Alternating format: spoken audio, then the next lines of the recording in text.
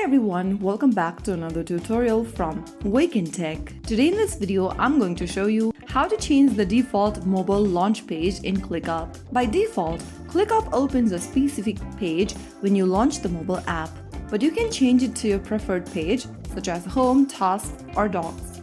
First of all, launch open the ClickUp application on your iOS device or your Android device and make sure that you're logged into your account. From the home page of ClickUp, click on your profile picture or initials at the top right corner or at the bottom right according to your device's type. Once you open up the profile and settings page, from the page go ahead and tap on Settings. Under Settings, tap on Default Launch Page. Now, from the default launch page pop-up at the bottom, select any other option, such as if you want Inbox as your default launch page, select Inbox. Similarly, you can also select My Tasks as your default launch page. You can now go ahead and restart the ClickUp app and you'll be able to change your default launch page just like that.